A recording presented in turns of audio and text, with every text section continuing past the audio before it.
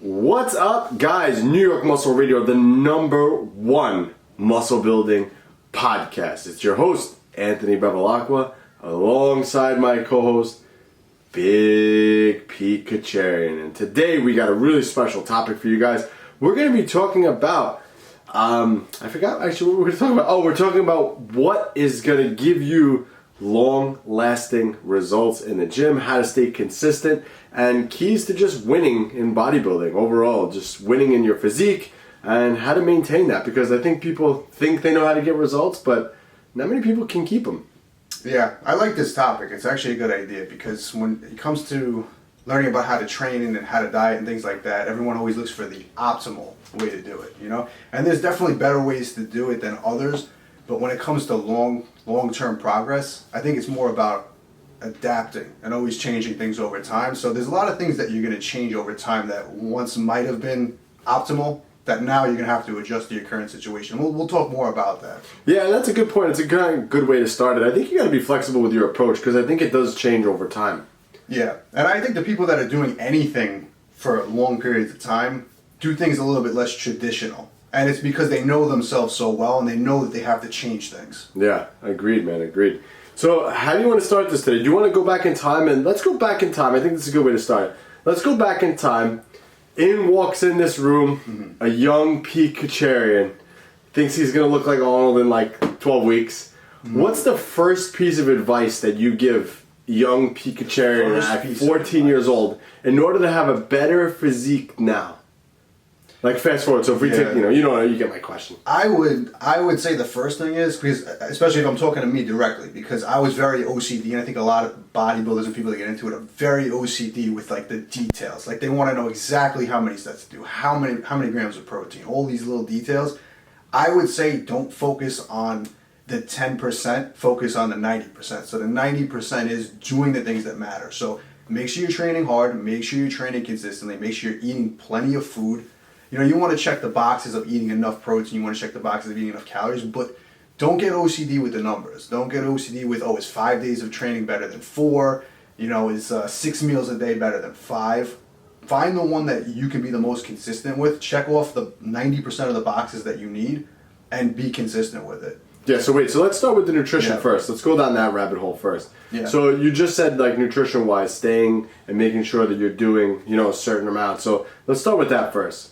Okay. Because in the beginning, I was definitely confused with nutrition. Well, what advice would I give myself with the nutrition? Yeah, nutrition. Like, just starting out. Like, pretend like you just picked up the Arnold book and you're like, wow, I want to do this. Okay. Yeah, I mean, get at least a minimum of 1 gram of protein per pound of body weight. If you want to eat more, eat more. And then eat as many calories as you need to continuously gain weight. So if you're not gaining weight, eating the foods and the amounts of foods you're eating right now, you need to eat more. So you would have told yourself to go on a bulk right away?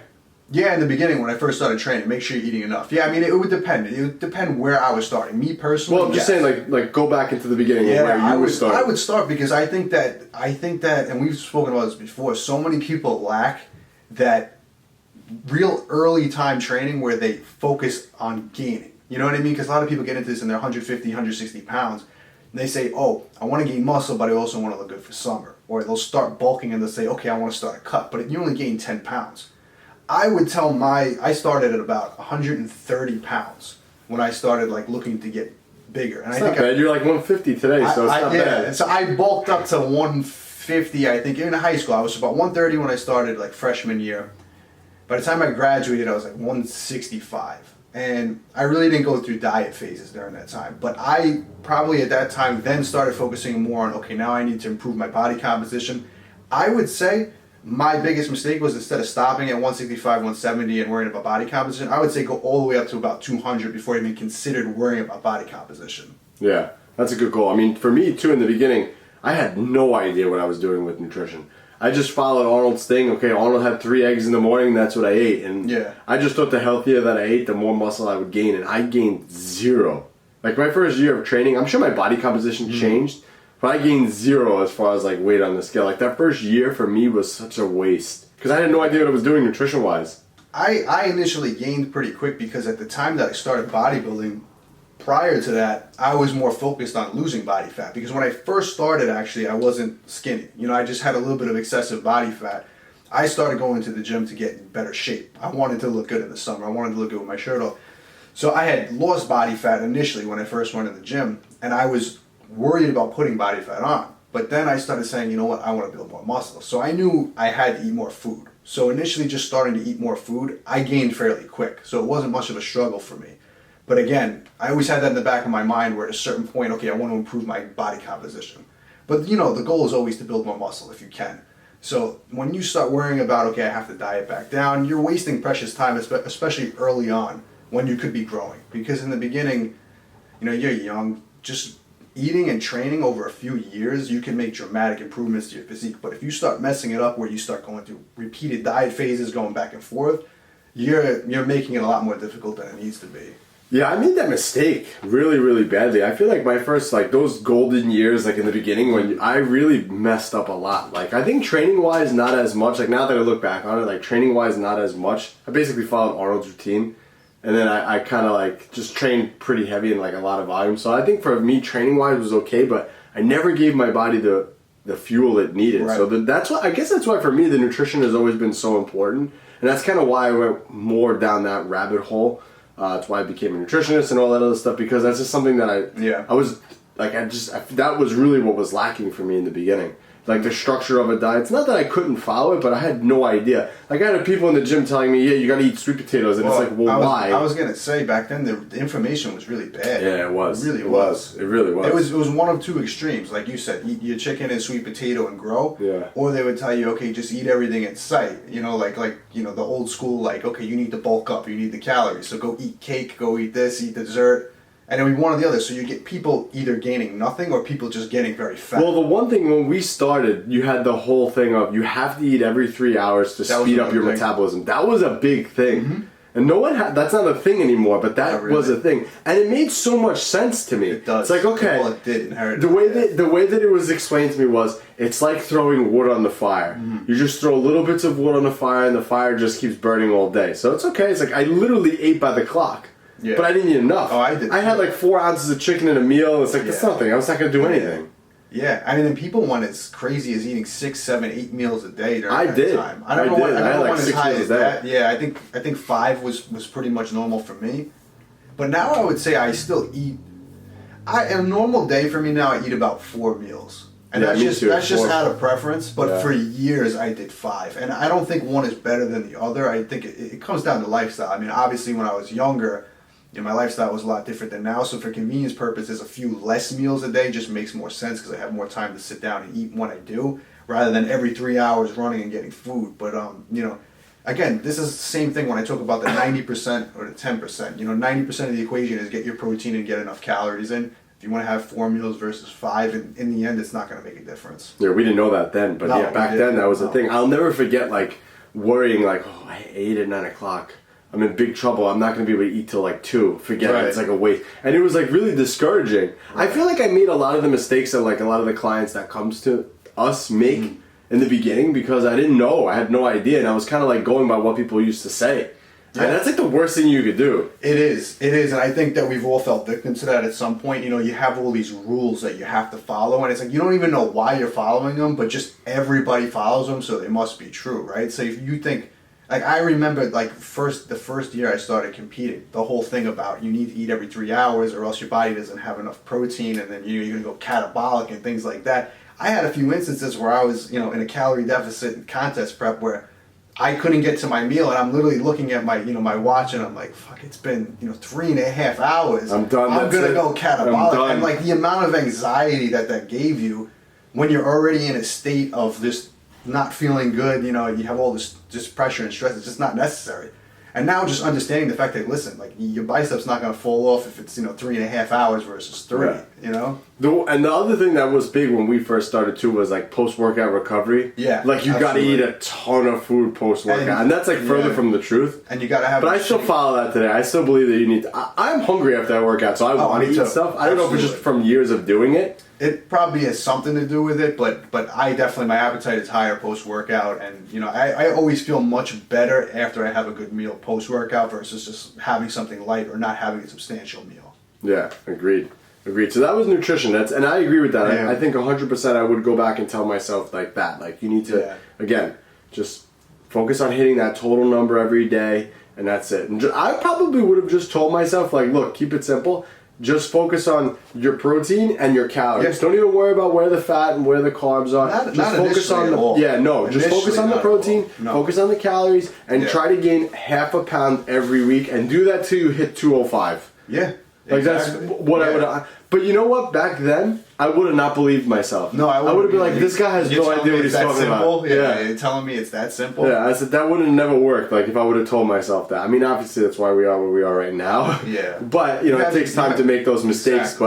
But if anybody listening to this who's just starting out, that's probably the best approach you can take until you hit X amount of weight. It sounds so simple, but the truth is that's what works. That really is what works. I mean, if you look at anybody that's ever made great progress in bodybuilding and their physique, if you look at it, they all use a slightly different approach, but again, they all do the same 90% of the equation. However they want to go about it, whether they did it with 3 meals, 4 meals, 5 meals, whether they did it with high fats or high carbs, they're still eating high protein diets, getting in enough calories, training hard, recovering, and repeating over a long period of time. It's funny because like as I learn more and more nutrition, I've done like cutting cycles where I never kept track of my carbs and my fat. I just did protein and calories, and that was really simple too. Yeah. Like that was another easy way to do it. So once you know the basics of nutrition, it really becomes so easy to do. It's really not hard at all. And I would say the biggest benefit of taking a much more flexible approach to that is, again, the amount of stress relief it gives you. Because a lot of people, like I said, myself, I'm extremely OCD. Some people can get away with it, that they don't stress out about stuff, but I talk to a lot of guys who are just as OCD as I used to be on a regular basis. People message me all the time, and they're asking me all these questions, and I'm like, you're missing the big picture. And I understand it because I was there too, but I wish somebody would have told me that. So that's what I try to tell these guys. And it's like they're worried about, should I be eating 40% carbs or more or less? And I'm like, the ratio doesn't matter, guys. It's so true, man. We give clients advice like that all the time. Like, for example, I was sitting with a woman today, and her main thing was she feels more flabby, her body fat has gotten higher over time. I'm like, well, if you look at your nutrition, you're not consuming enough protein. So you're losing muscle. Right. You should have, 100 pounds of muscle on your frame. You have less than that. You need to really be focusing on this. And then, like, the question back was like, well, how much carbs? How much fat? It's like, no, you're missing the picture. Just go back to that. Yeah, you're missing, like you said, you're missing the picture. Like, don't worry about those other variables. Worry about just this. Yeah. And I mean, I get it. I get it. I mean, we could, if we ever were to go into some serious topic where we're talking about like at advanced stages, these things all do make a difference. We're talking about like the 1 to 3% difference, and that's only going to be like in a severe deficit if you're planning on stepping on stage, or if you're trying to perform optimally the day of a competition. If you got to have peak performance for an event or something like that. But if you're focusing on building muscle or burning fat, again, all these little things people worry about, it's just more stress than you need for no additional benefit at all. Zero. We talked about this in the gym today, actually, and it's so true. It's like the things, if you just want to look better, a lot matters, less matters than you think. Right, yeah. It's crazy because you think all these variables matter. They don't matter at all. No. At all. It's wild. And a lot of people, when it comes to training too, a lot of people start to focus on things that matter more in things like performance-based sports and strength-based sports, because a lot of that stuff it needs to be very specific. Like if you're training for an event, if I have an athlete that's coming to me and he says, I need to perform in this event specifically, I can't say, okay, just go bench, squat, and deadlift and get stronger and bigger and it's going to help you. It might help you to some degree, but your training is going to have to be very specific to that event. Now, if I get a guy who says, listen, Pete, I just want to get as big as possible, I can give you a very basic formula, and it's probably going to solve 90% of your problems. Yeah. No one wants to hear that, though. No. It's a simple task done, well, like this sign says behind, this is grind, verb.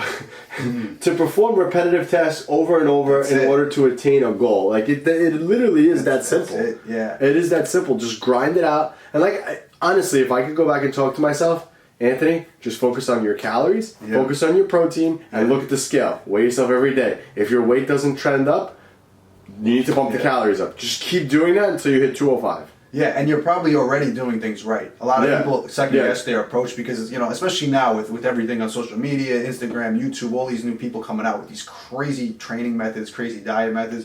Some people think, oh, wow, maybe I'm doing it wrong. But, if you're doing what we mentioned already, you're eating enough protein, you're eating enough calories, training hard, you're probably doing things right. And then when you start getting these things in your head where you're like, oh, maybe I need to, change my carbohydrate ratio. Maybe I need to eat less fats or more fats. then you start playing around too much that the consistency is out the window. Yeah, it's true. That happened to me a lot, actually. Oh, I've had plenty of happens to me. It happened to me a lot. It really did. That's a good point. And then you come full circle and you realize, okay, you know what I was doing in the beginning was actually working. I just and again, it goes back to the conversation we had today. Less matters than you think. It really does. Yeah, less matters than you think. The consistency is going to matter way more than any of these little variables. Let's go shift into training. So what did you do when you first started training-wise, and what advice would you kind of give yourself and, to be better than where you are now? Well, yeah, there was a couple things that I did that was definitely wrong in the beginning that I really wish that I would have been more open-minded about because, again, talking about how there's these rules that people always set. Bodybuilders, not so much today. There's almost no rules in bodybuilding today. But back then, everything was a rule. If you didn't do something, you were doing it completely wrong. If you did something, so like some of them were to be, like we talked about, like with nutrition, eating every 3 hours. Like with training, it was, you have to train one muscle group once a week. If you did anything else in that, you were overtraining. You're not going to make any progress. That was number one. One of the philosophies that I picked up early on, which is still around today, which some people will argue with me on the topic today, is, you have to take every single set to failure as well. So you had to train one body part once a week, and if you did anything but take that set to failure, it was a waste. You're not building any muscle, it was useless. Those are two things that I'm like extremely, like I don't follow that at all today. Yeah. And that's all I followed in the beginning, which set me up for failure for a long time. Yeah, I don't think that's even a thing. Like, you don't even need that. As a natural I don't lifter, think anybody needs it, to be honest with you. I really don't. I think it's a personal preference. Some people, there's something to be said about preference to training. If I give you the best training plan, but you hate doing it, you're not going to train hard, you're not going to be consistent, you're going to half-ass it. If I give you a plan that might not be perfect, but you really love doing it, like some people just love training heavy, and we were talking about this today. You don't need to squat 400 pounds to grow big legs. You might be able to do a different movement with lighter weights and get the same effect. You don't need to deadlift 600 pounds to build a big back. But if you love coming in the gym and you love deadlifting heavy, and it's keeping you consistent and you're progressing, that's going to help you build muscle. But people always laid these rules down, especially back then. Okay, you need to do this. Remember back then, if you didn't walk in and squat on leg day, like you were done. You weren't trained. Yeah. And now if you look, most of the top bodybuilders today don't necessarily use a barbell back squat, especially when you're that big and you're that strong. The injury risk is so high, it might not necessarily be beneficial at that point. They might get more out of hack squats, they might get more out of Smith machine squat. But back then, if you said I was going in and using the Smith machine, you weren't training legs. Yeah, I know. It's true. One of the things with me is I did a lot of, because again, like you said, those rules in the beginning that you had to train one body part a week, and it was literally that simple back then as far as the advice that was around there, but it didn't work for me. Yeah. The volume was just too low. No matter how high the session was, it was just too low overall volume for me to get any benefit out of it. So I guess the advice that I would give myself would be start writing down how many sets you're doing a week. And if you don't feel anything happening, increase it by 1 the next week. Yeah. And then keep doing that until you start to realize what's working and you feel the difference. Then stay there, maintain that for a little bit, and then try to push it. And that's all it is with training too. All the other stuff doesn't even matter. You have to find, we talked about this today, so I'm going to rehash it for us, but for people listening to this, it's new. But you have to find the movement that works for that body part. You have to find the rep range that works for that body part, for that lift, and then just ride that out into the sun. It's literally that simple. Forget RPE. All these science guys talk about RPE and this and this and this. And listen, if you're trying to get stronger, it's different because then you have to work on percentages because you're trying to move the bar, you're trying to move the weight from point A to point B. It's a little bit different. I talk about that in the program that I wrote, the Strong program. But just still, bottom line is RPE doesn't matter. None of that matters. Focus on the movement that works for you and the rep range that works with that movement for you, and then just keep drilling that movement. Keep trying to add weight to the bar and sets over time. That's it. Yeah, and the big key to that is listen to your body for feedback, because again, the rules don't apply to everybody. When I say the rules, like there's no set rules. Like I can't tell you, the best way to grow your biceps is to do 20 sets of curls a week. For you, that might be nothing. For me, that might be too much. And again, it depends on what type of intensity you're applying. The movements, are they working well for you? If you're doing a movement that's not effective for you, you're going to be like, well, I did 20 sets and did nothing. I need more. But if I give you exercises that you connect with, you might find that you get better results doing less. And it comes down to listening to your body for that feedback, you know, because if you're getting brutally sore from a certain amount of volume, you probably don't need more. But if you're doing it and you're not getting anything out of it, you need to understand that and apply some of that. I think this is why it's important to have a coach. You know, so this way the coach can help. A good coach will help you coach through this stuff. Yeah. Like that's the purpose of a good coach, to be able to say like, okay, look, how many sets are we doing? Let's try this routine. Like a coach, okay, we'll go with Pete. Pete can write me the best workout routine for arms, but it just might not work for me. It's not that Pete doesn't know what he's doing, but maybe I don't connect with those movements. So a good coach will be able to give you a routine, and then your feedback is what makes the program better. Absolutely. So like if I was working with Pete and I said, Pete, I don't like barbell curls. I don't feel like I get anything out of them. Pete would make that modification. Okay, try this instead. Oh, yeah. What don't you like about the barbell curls? Where do you not feel it? Like, that's the purpose of a good coach. At the same token, though, I'm saying this, but, like, I'm thinking about some of the clients that we have. Mm-hmm. Like, again, it just depends on your goal, but, like, sometimes you just have to do what the coach says. Yeah, that's another thing. Yeah, well, you know, piggybacking off what you said, too, the coach's main role is to look at what's going on and then navigate how to make changes based on what's actually happening. Because part of that also is, I need to take into account what you're doing if I'm your coach, but I also need to see the big picture and say, okay, if he tells me that, you know, I'm doing this movement and I don't feel anything, okay, I need to look at your form and make sure you're applying that form correctly. And if you're not, we need to figure out how you're going to actually apply that correctly to get the results from that movement. You can't just come in and say, oh, you know, I squat and my back hurts when I do it, so we're not going to do squats. Well, let me see how you're squatting. Right. Before we rule that movement out completely, let me see if we can change some things. And then if we evaluate and say, okay, you know what, squats are not a good movement for you, then we'll switch it. So part of being a coach also not only changing things when they're wrong, but also making sure you're doing them right in the first place. Because a lot of times people will do things the wrong way right from the start and never do it properly to begin with.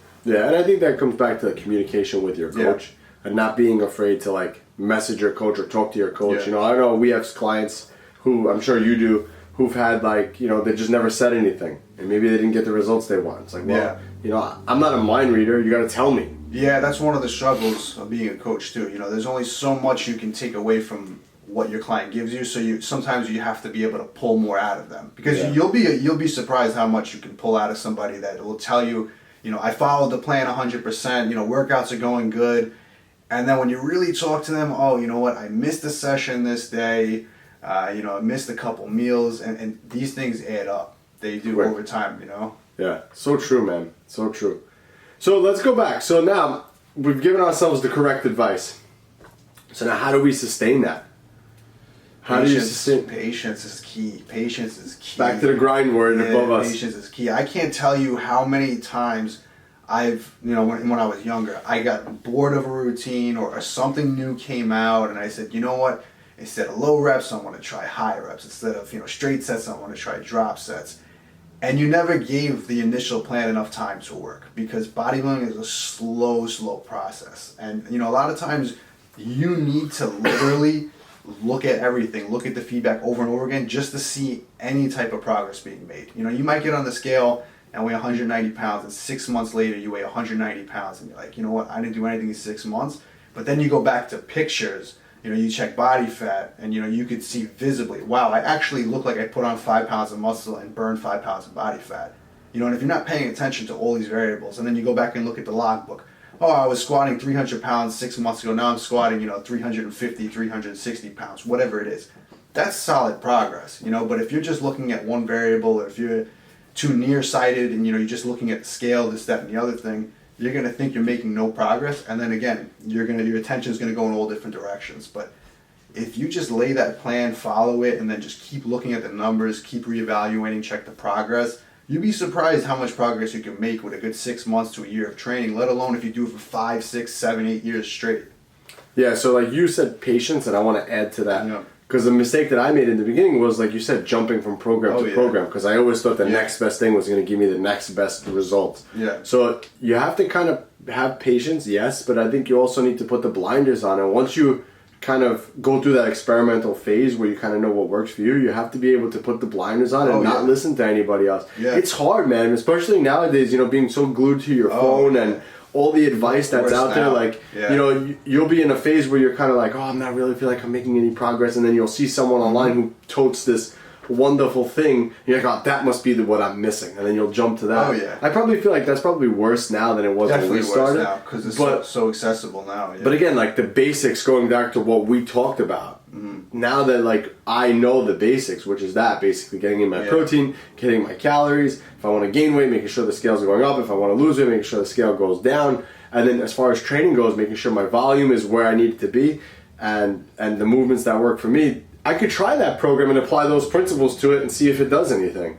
Right. But before, I didn't know those principles, and I would just change everything. So, for example, I mean, one of the programs that I did, and we all did, was when we first started, was, you know, I went from Arnold's routine right to max OT. Right. And those are two completely different things. So now you're talking about all the variables that change. You're talking about the volume per body part changes. You're talking about the intensity, I guess, per workout changes. You're talking about the overall volume, like frequency going down. Like, so there's a lot of variables that change. And now if you start getting results from max OT, is it because max OT is working for you, or is it because the low volume worked for you, or is it because you were doing high volume for so long? Like, so there's a lot of variables in there that makes it. And again, I can understand why we were so confused in the beginning, looking back on it now, because just so many variables change. Whereas now, if we wanted to do that now we would just tailor it toward what we need. Okay, I need whatever, 20 sets of biceps a week, like you said, example. I'm going to do max OT. Max OT says does 5. Well, it's too low for me, so I need to scale that for me. Right,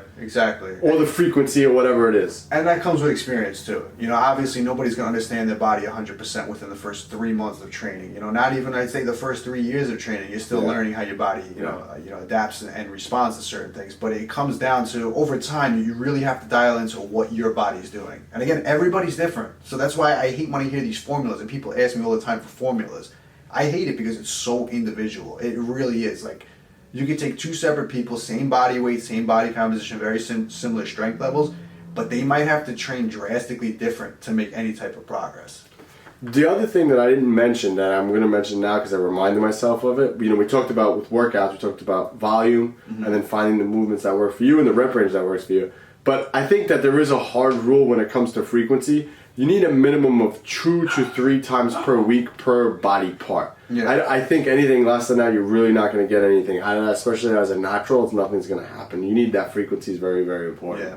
So I would definitely throw that in there. Yeah, I agree. And I think that the biggest thing that people don't understand about the frequency is it's literally just the fact of if you take too long between training sessions, your body is going to just regress and go back. You know, it's the same thing. Like if you were to use the rule, oh, you need a week to recover. Well, what if you took 2 weeks to train? Why is 2 weeks not better than 1 week? You know, the argument always is, oh, you need at least a week. Okay, so take 2 weeks. But nobody will do that because, you know, it's a long time. You're going to come in, you're going to be rusty. Yeah. And that happens much quicker than people think. You know, people think, oh, a week is not that long. You know, for me, any more than 4 days, I'd say, between a body part, I'm going to come back and I'm going to have a bit of a detraining effect. Oh, definitely. They used to have me with powerlifting all the time. But, like, at the same time, I've coached so many powerlifters who I've had to drop the frequency of lifts down. Mm-hmm. So, like, for example, one of my good clients on powerlifting, he can only deadlift twice a month. Yeah. That's it. That was the frequency. But there was other things that we threw in there to replace that. So it's not like he didn't get that stimulus from, but his body just took so long to recover from deadlifts. Right. So he was only able to do it, you know, twice a month. Yeah. So again, but that's different. Again, that's addressing his own unique recovery abilities, and that has to be done. And again, you wouldn't apply that to everybody. You wouldn't say the best way to train is to deadlift only twice a month. For him, it probably is. But I'm saying you might take somebody else, and I know there's powerlifters out there that deadlift very frequently, you know, and they get great results. Does that mean it should be done like that for everybody? No, not at all. Exactly. Man, this is good content. You New York Muscle Radio listeners are getting some really good stuff because no one's talking about this. They're sitting there talking about research studies and they tested all this on rats. Like, no, this is proven stuff that we've experienced, that we've trained. I mean, someone asked me the other day, how many people do you think like you've coached or, you know, trained nutrition-wise? And I can't even go back and like estimate that number, man. That's a lot of like people that I've had experience training and all different walks of life too. Not like one specific, okay, I just trained bodybuilders. Like, no, I trained bodybuilders, I've trained powerlifters, I've trained Gen Pop. You know, nothing beats experience like that. No. And you know, again, you take all these scientific ideas and things like that, and they're just baselines to form off of. And then once you know, which if you're looking for a place to start, because a lot of people are brand new to training, let's just say that they want to know, okay, how do I get started? Can I use these scientific, rules or whatever you want to call them? I think those are good places to start, but you have to understand that, again, you have to adapt that to yourself over time. Yeah. Everybody's different. Agreed. Everybody's different. Agreed. That's why you guys need to drop a 5-star review for us, because this is what we do and this is good content. No one's talking about this stuff, and I don't think people have the vast majority of experience to be able to give that type of information out. You know what too, and I was thinking about this. I think the reason, and I don't like to talk about us like to try to pat myself or pat you on your back, but the one thing, and I don't know if this is even a good thing, but the one thing I think that separates the content that we give, that we put out, that other people don't, is we actually enjoy going through the struggle and experiencing things. Is it enjoyment anymore? It's the stress. It's one of those things where you love to hate it. I think we enjoy figuring this shit out. When I say figuring it out, like if somebody does a study and says, okay, we found that the best way to grow muscle is between 10 and 20 sets a week. I personally still am going to look at that and I'm going to say, I want to know, why do you think 10 to 20 sets is best? What happens if I do 20 to 30? And I will sit there knowing that they say 10 to 20 is best. And what happens when you go to 30? Versus, or even going the other way with it. And I think over time, experimenting with it over and over again and getting that feedback is what's led us to be able to talk about it the way we have today, because understanding that these things are just guidelines. Yeah, guys, use us to take out your stress. Because most people don't want to put in the time and the effort that we have to figure things out. They're like, listen, just tell me what to do. I want to grow muscle. I don't want to think about it. Yeah, just tell me what to do. Let me just do it. I don't want to wake up at 6 a.m. and start thinking about, okay, today I'm going to bench and maybe I should do 4 sets instead of 5. That's the stuff that I'll wake up in the morning and think about. Not so much anymore, but it's still there. But it's funny. We talked about this, I think, on the last 2 or 3 episodes, but we talked about this should be learning other content, and I find myself still scrolling back to bodybuilding, looking for that secret. But it's funny because, and you said it the best, you said, it's more enjoyable. And you're like, oh, it is. It holds a special place. It is. And it's funny too, because I was for a long time, I don't know how people take what I say, if it sounds like I'm anti the science-based community, because a lot of stuff that comes out in the science-based community now, I don't always agree with it. I'm not arguing science, but I'm also saying that their interpretation of what they're seeing is not helping, but it's actually hurting. Yeah, I agree with that. No one talks about that either, but I agree with it too. It's like, just because this one study said this, it doesn't necessarily mean it's a golden rule. Right. No, it doesn't. And it also, again, the overall effect that it has on the bodybuilding and fitness community, sometimes I don't think is good, because like I said, it's made people OCD. It's made people so confined to these rules that they forgot about a lot of the prerequisites. Because like I always say, it's hard training, consistent training. Yep.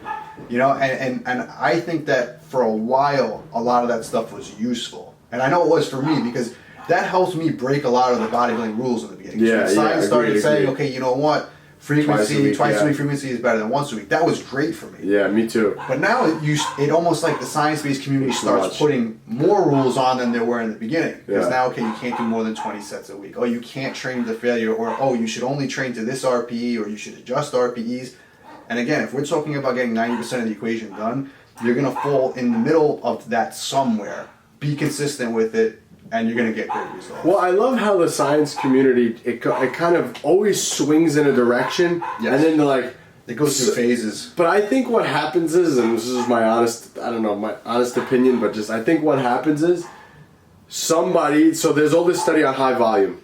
Somebody wants to break the mold on YouTube and stand out a little more, so they pull out a study on low volume, and then they start touting about low volume, and then that person starts to gain traction. Everybody kind of picks up on that, and everybody swings in the direction of low volume. Yeah. That's why I don't follow too much of that stuff. I mean, honestly, Pete, honest question. How much time do you spend looking up and reading research studies? Oh, honest question. Nothing now. Yeah, zero. Zero. Yeah, now. I agree 100%. Now I'm zero too. Yeah. More of my conclusions are drawn from my own data pool. Yeah, between myself, training others, talking with someone like you, that's where my data comes from. What's going on right now, what's working for the clients. We're always, especially for us in the gym, we're always programming and structuring things for general population people to lose body fat faster, to gain more muscle faster. I mean, the principles always still apply. You know, so we're always doing research on that and test. That the beautiful part about what I do is I have a platform to test all this stuff on. So if our clients train, like our clients at AB Fitness Center, and even our online clients definitely train with more volume than most people, for sure, because we know that that's what works better for most people. You know, and you have the people who we have to modify that for, and we have to, dwindle it down, but ultimately that's where we get our data pool from, and I'm so glad that you said 0 because I'm at the same boat as you, man. I can't read these studies anymore. I did for a while. I went through that phase where I read all the studies, and I'm like, past a certain point, it's like, this one study says this, and then you pull out another one, it says the total opposite of that, and like, now what? Yeah, I mean, there's some crazy studies that come out now. There was one that, I mean, this isn't even new, this is a few years old, but they were talking about, I think they said like 30 or 40 sets produce double the results than 10 to 20 or something like that. I don't remember. I could actually find the study. It's a pretty popular study.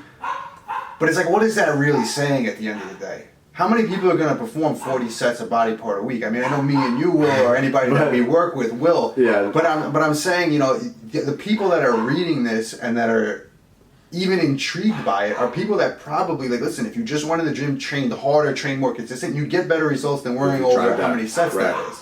Well, but here's the thing, man. Like, you just said that to me. Instantly where my mind went was like, well, kind of duh. You're doubling your effort. Right, exactly. Regardless, even if you trained like a baby the whole time, you're doubling the amount of work that you're doing. I mean, obviously. Right. Even if you trained at a 5 RPE, and you doubled that. Right. You're going to get more results because you just doubled your volume. Yeah, the thing is people take away from that, so I have to double my volume to get results. But again, it goes back to, is what you're doing already hard enough? Is what you're doing already producing any results? Because a lot of times people aren't doing those prerequisites. And, again, if you're taking somebody that's performing 10 sets a week on a body part, but they're not even training hard, are you going to jump them right up to 20 or 30? You're going to tell them first, listen, milk those 10 sets before you do anything else. Then if we determine you need more, we're going to add more. That's the key right there, is milking things till they stop working. Yeah. Some clients actually get mad at us for not changing the program that frequently, but it's like, it's working. Right, there's no reason. So I had an online client of mine. That guy's really cool. Shout out to Will. Really cool guy. Making a ton of progress. This guy's putting on muscle. He's staying lean. He's getting stronger. He came from doing CrossFit. He was doing CrossFit, wanted to get bigger. So I put him on the Strong program and a variation of it because we modified some things for him. But we literally milked that program for a year because it just kept working. Yeah, he's like, I can't believe that. He said something to me like, when are we going to change the program? I'm like, Will, it's working. Why are we touching it? Yeah. And he's like, you're right. Like, he had an epiphany moment when I told him that, because he was like upset about it at first. Like, you're not changing my program. I'm like, dude, you're leaner than you've ever been. You're bigger than you've ever been. You're eating more than you've ever been. And you're the strongest you've ever been. Please explain to me why we need to change your program. Yeah, exactly. You don't. Exactly. Whereas I've had another client who literally every month I've had to change the program because something else. But there was a reason for it. Yeah, and that's something I always tell people. I don't do anything unless there's a reason. Like, some people will just say, okay, I'm gonna throw in an extra set today, or I'm gonna throw in an extra exercise today. Today we're gonna do this exercise that they've never done before. But why? Yeah. Is your program working already? Yeah. So why would you add anything to it? Why would you take anything away if it's working? Yeah. I don't know. But yeah, no one talks about this stuff. No. But glad that you guys are here listening to us talk about this, because this is what needs to be out there. So make sure you share this with your friends, post it everywhere so they know what they need to do. But yeah, man, I mean, I agree with everything we said. And I think just kind of capping this whole thing off. So we talked about the advice you'd give us in the beginning, and then staying patient, staying consistent. Now, excelling, right? We're getting older now. So now, talk to the 50-year-old Pete. What advice do you tell yourself now? I mean, I know it's kind of hard because you're not there. I'm kind of in a phase right now where I'm like getting there. So, I'm turning 33 this year. Not that that's... Kind of acts like he's really old. Not that that's old, but it's very different. I started at 14. You know what I mean? So again, my approach is going to be different at 33 than it is at 14. But the one thing that I think I have to start doing, and I'm starting to do this a little bit more, is all the things that worked well for me over the years, and this is something a lot of people run into when they first start working out and making progress. They assume what they did early on that worked is what's going to work forever. And I think I'm at the point now where I have to shift even further outside the box. And what built me the majority of my muscle and the majority of the progress that I made is not going to necessarily continue to get me the same results. So I have to even go more outside the box. You know, a lot of times people as they get older, you hear them say, oh, I can't do this exercise anymore, I have to do another one. And I think, or even training approaches, you know, some people say as you get older, you start training with higher reps or things like that. I'm not saying you have to do these things because you get older, but you have to understand that even though this is what built my foundation, as I get older, as I get more advanced in doing this so long, I have to be okay with stepping outside of that comfort zone and doing other things that wouldn't necessarily be what I did when I first started, if that makes sense. Yeah, it does. I'm trying to think of my answer as I'm sitting here, like, what would I do? What advice would I give myself when I'm 50? I would probably say scaling back on like the amount of weight lifted, probably. Oh, definitely. But like that's for anybody. it's like a catch-22 though, because like the other day I was doing barbell rows with 275, 315, and I'm like, this is heavy weight to be rowing. Still heavy, but it's not your heaviest, but it's light at the same time. Relatively light, like it's relatively light. So I think you have to. Maybe I'm thinking about it wrong, but maybe you need to, especially as you get older. Maybe you need to kind of keep up lifting as heavy as you can. Maybe it's the opposite. I think you should lift as heavy as you can, but I also think that you shouldn't force things that your body's not comfortable with. So if let's just say you're benching 315 for reps, you know, and that's like when I go to the gym, I try to train most of my like heavy compounds on like, let's just say I'm using chest, somewhere between 6 and 10 reps for the majority of my sets. As I get older, certain movements, or not even older, I don't even want to use the word old, but just I've been benching so long over time, certain movements don't necessarily produce the same effect that they used to, as far as, you know, on a comfort level, a pump level, sometimes little aches and pains come from it. So like flat bench is a perfect example. I just really came to a hard realization of this within the last couple of weeks. Flat barbell bench press throughout my entire lifting career has always been like my bread and butter, and I would say I attribute like 90% of my progress to it. I don't feel like it's the best tool for me now to continue progressing forward. Right. Just because it does give me a little bit of aches and pains, you know, here and there. You know, the risk to reward ratio for me to add 5 more pounds, 10 more pounds on my bench is not really as high as it was. Even training the bench, but using higher rep ranges for me now seems to work a little bit better than me going super heavy. But I can get the same contraction, if not a better contraction, using some other variations. I don't have to stick with just the flat bench. Me personally. Well, we kind of talked about this a while ago. Yeah. But one of the things that I go back and forth on this all the time. Do you need to do an overhead press movement? Like I'm up and down with, do I need to do an overhead press movement? Like, is there a reason to do an overhead press? I've done them, I've taken them out, I've put them back in. But I think as you get older, it's more about listening to your body, like you said, and allocating more of the volume you need to shifting it. So like in my mind right now, like I said, like going back and forth, like I've gone through a block right now where I've focused heavily on more shoulder dominant stuff. I don't notice any difference in my physique. No. So I'm going to scale it back and allocate more of that same volume to other areas of my shoulder I need to bring up. Like for me, my rear delt, my traps, even my middle delt. Like I feel like just focusing more on that and less on pressing is going to do more for me. But again, I think as you get older, it's more of that same kind of thing. Yeah, it's just understanding your body and how it responds to everything. And I always got great front delt activation from all of my incline pressing, even some flat pressing. And again, I'm training chest when I'm doing these movements. I'm not specifically doing them for shoulders, but if my shoulders are getting enough stimulation, what's the point of coming in and then doing additional front delt work? Like you said, for me specifically, you know, to improve my physique, side delt work and rear delt work is going to be much more important for me personally. So why am I going to waste that time and effort and possibly even overuse those muscles by doing more front delt pressing, you know? So I personally don't use it, and I'm not telling, you know, a lot of people again have hard rules. Oh, you want to get big shoulders, you have to overhead press. You might not though. What's the rest of your training look like? Well, that was the thing. We'll shift to, you know, Pete's YouTube channel here really quick. Old school bodybuilding. I think it was Vince Caranda who swore by no pressing movements and more like shoulder dominant movements, shoulder pressing and incline. Even yes, and then focusing more on a lot of lateral raises, upright rowing variations, and things like that. Yeah, you know, and even dips too. Dips hit the front delts very hard. You know, that's the main answer you have to give people when they ask, should I do this movement? What's the entire training plan look like? Yeah. If your entire chest training routine has tons of incline pressing and tons of pressing in general, you might not need any overhead pressing. And again, it comes down to your physique too. Some people need more than others. You know, if your front delts are developing from those chest pressing movements, why would you do extra? Yeah, there's no reason. All right, guys. Well, hopefully this helps you, you know, just on your journey. And I think you guys should take the advice that we told you. You know, again, it comes from backed by a ton of experience, but I think you should take that advice and find those like rules for yourself.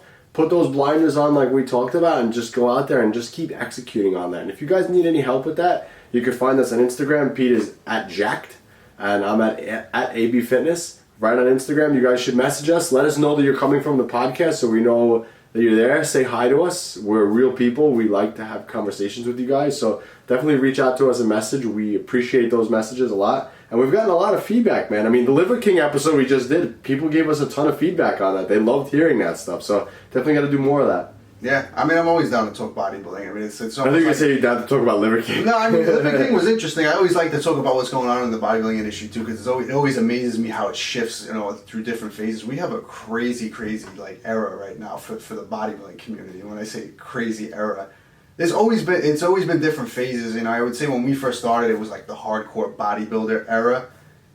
Now, I mean, even people that are into bodybuilding, it's like, you know, like you said, there's people out there like Liver King and all this crazy stuff going on. And what was that thing you showed me before? What was it called? Oh, ASMR.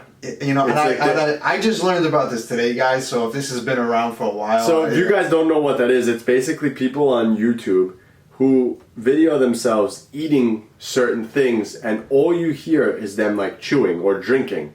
Because there's like, apparently, from what I looked up when I was explaining this to Pete, is it's relaxing for people. I don't know. So this one guy had a video, 52 million views, which just blows my mind. And it's literally him eating like crunchy foods, chicken nuggets, a corn dog, and it's him. That's the video. It's wild. It's wild. But that's a thing. I don't know how we got rolled into that. But you know what's funny? You know, you mentioned bodybuilding. I'm going to change subjects. Yeah. But you mentioned bodybuilding, and it seems like bodybuilders now are starting to cross over into more modern day things. Phil Heath was on the Wolf of Wall Street's podcast.